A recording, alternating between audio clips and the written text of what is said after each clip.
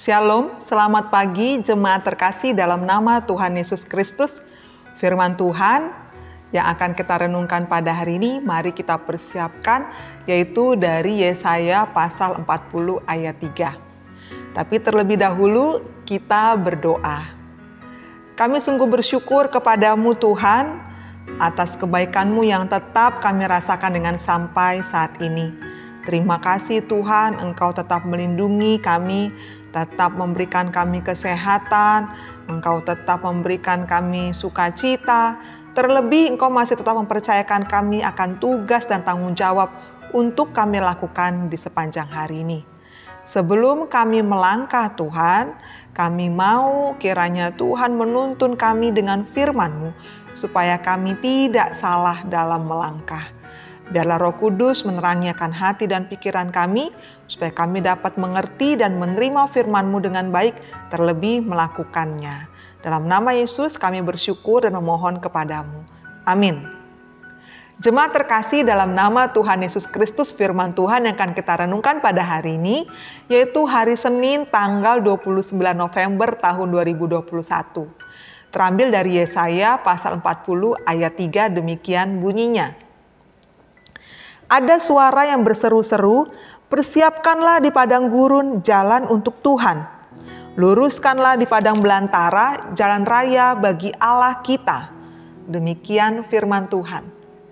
Jemaat terkasih, bila mana ada seorang raja, presiden, ataupun petinggi di dalam sebuah unit atau organisasi, ataupun kenegaraan, ataupun kerajaan tentunya, pastilah para anggotanya, bawahannya, karyawannya akan mempersiapkan dengan sungguh-sungguh apa yang dibutuhkan atau diperlukan oleh raja, presiden, ataupun petinggi itu. Semua kalau bisa diperbaiki, dirapikan. Tidak boleh ada yang nampak kotor, rusak, ataupun hal-hal yang tidak baik dipandang oleh mata. Jangan sampai pemimpin itu menegur ataupun mengkritik akan bawahannya karena tidak mempersiapkan dengan baik sebelum ia datang. Firman Tuhan pada hari ini, Nabi Yesaya menyerukan supaya mempersiapkan jalan bagi Tuhan, supaya meluruskan akan jalan itu di padang belantara. Dan nas ini diserukan kembali oleh Yohanes Pembaptis sebelum bertemu dengan Tuhan Yesus ketika dibaptis di sungai Yordan. Tapi pertanyaannya sekarang, dalam masa Advent ini, bagaimana kita memahami atau mengerti atau memaknai akan Advent ini dan juga nas firman Tuhan pada hari ini? Bagaimana kita dapat mempersiapkan jalan bagi Tuhan dalam konteks pada saat ini? Sebelum itu kita perlu tahu ataupun merefleksikan akan kehidupan kita maupun situasi yang sedang kita alami. Kita harus melihat apakah jalan kehidupan kita itu berlubang, berkelok-kelok, ataupun bergunung. Dalam artian kita perlu melihat akan situasi di sekitar kita. Yang pertama, bagaimana kehidupan akan keluarga kita. Bagaimana hubungan antara suami dan istri, orang tua, anak, mertua, menantu, hubungan antara kakak dan adik. Apakah hubungan yang ada itu penuh dengan lubang-lubang, penuh dengan ketidakharmonisan, atau sebaliknya penuh dengan keharmonisan?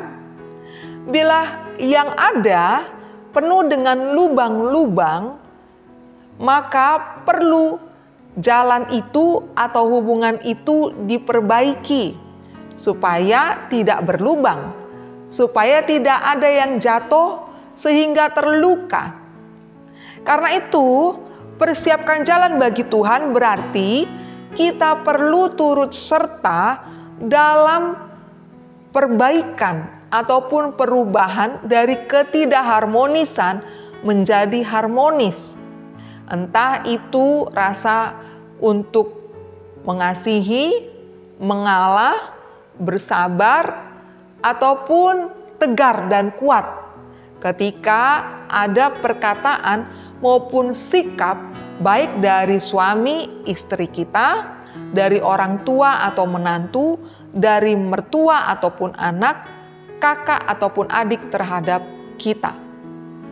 Kalau kita tidak memperbaiki atau berusaha untuk merubah hubungan yang tidak harmonis menjadi harmonis, maka lubang yang sudah ada itu akan semakin dalam dan orang bisa terperosok ke dalamnya.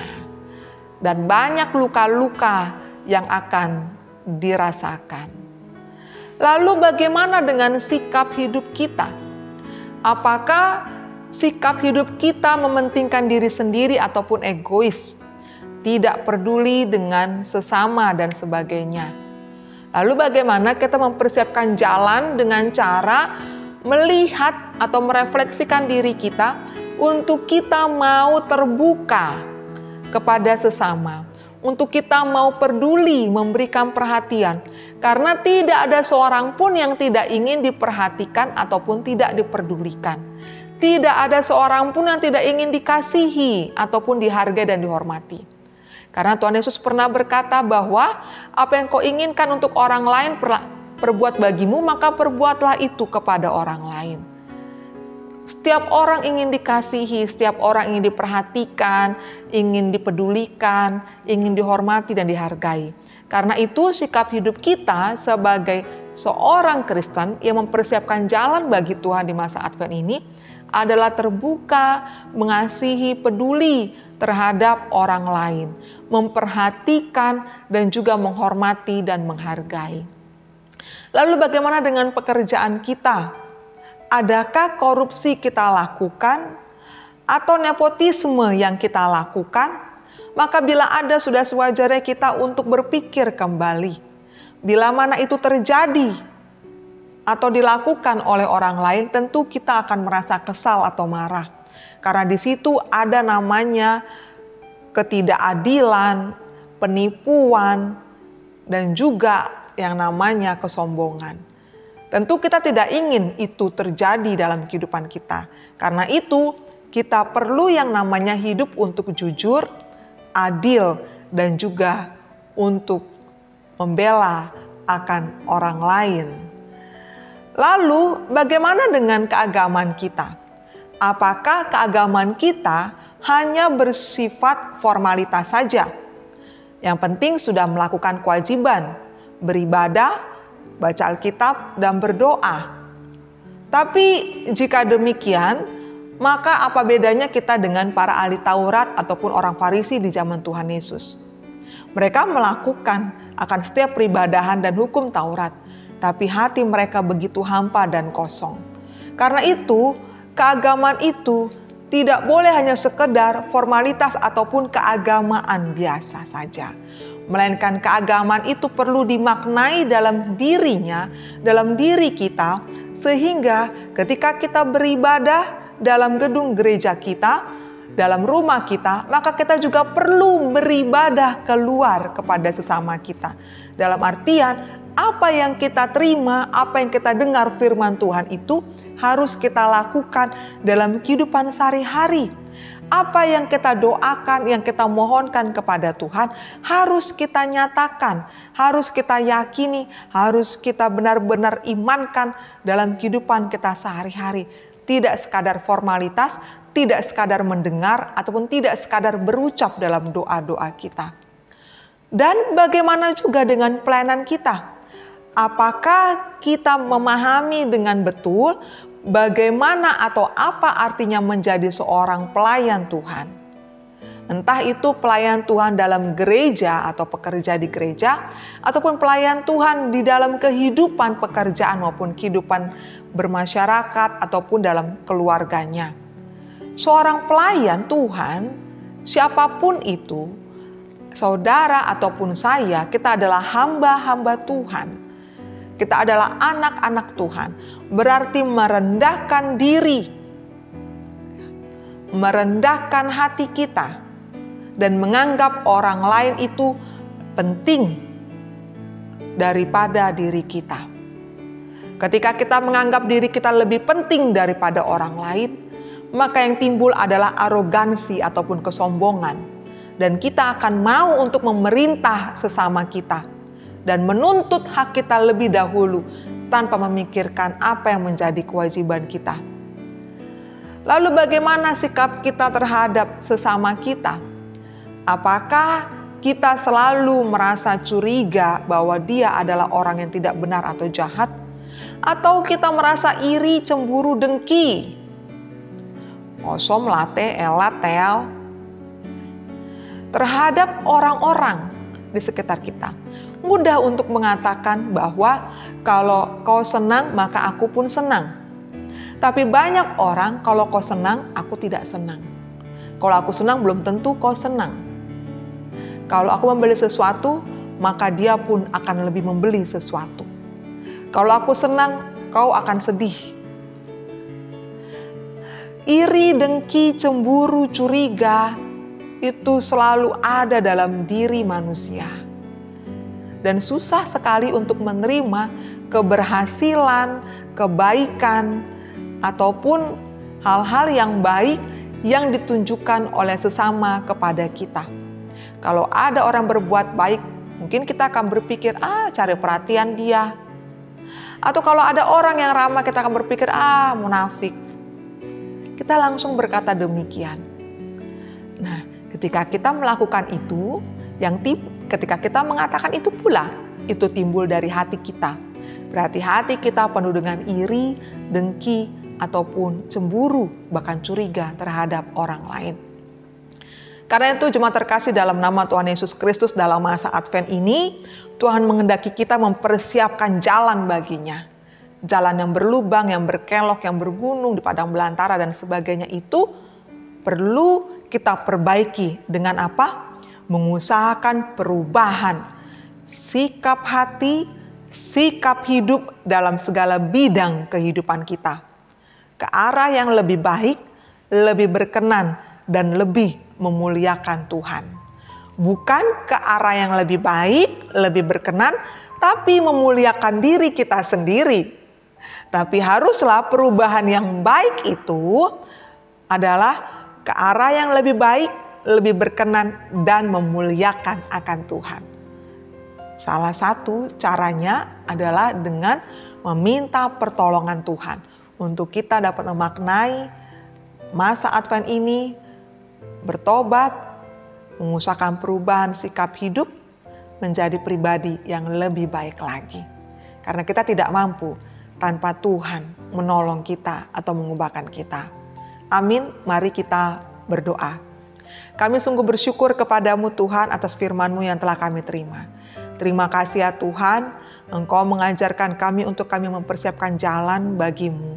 Jalan kedatangan Tuhan dalam kehidupan kami yang kedua kalinya.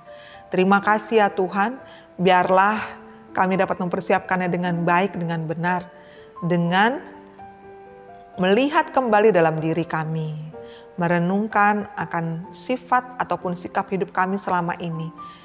Dan Tuhan, bila mana masih banyak kekurangan ataupun kelemahan kami yang tidak berkenan atau kurang baik di hadapan Engkau dan sesama, mampukan kami untuk dapat menjadi pribadi yang lebih baik, merubah diri kami. Dan kami tahu Tuhan, kami tidak mampu melakukannya jika Tuhan tidak menolong kami. Kiranya Roh Kudus berkenan menolong kami, memperbarui kami terus-menerus setiap saat.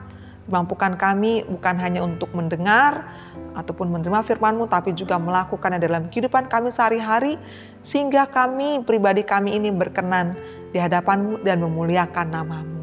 Terpujilah nama-Mu yang kudus, dalam nama Yesus kami sungguh bersyukur kepadamu. Amin. Kasih karunia dari Tuhan Yesus Kristus dan anugerah dari Allah Bapa dan persekutuan dari Roh Kudus kiranya menyertai kamu sekalian. Amin. Saudara-saudari terkasih, pun dengan jemaat HKBP Surabaya, terima kasih kami ucapkan telah turut berpartisipasi dalam acara Pesta Gotilon HKBP Surabaya di hari Minggu yang lalu tanggal 28 November 2021. Terima kasih atas dukungan ataupun partisipasinya melalui tenaga, pikiran, materi, terlebih doa yang dipanjatkan atau diberikan kepada HKBP Surabaya. Kiranya Tuhan senantiasa memberkati saudara-saudari sekalian, memberkati jemaat seluruhnya, dan Tuhan melindungi, menyertai apapun yang dikerjakan ataupun yang dilakukan, diusahakan oleh saudara-saudari ataupun jemaat HKBP Surabaya. Dan kami juga menitipkan salam untuk seluruh jemaat HKBP Surabaya, juga saudara-saudari yang mengikuti akan live streaming selama ini di HKBP Surabaya ataupun acara Pesta Gotilon kemarin. Tuhan memberkati, salam sehat.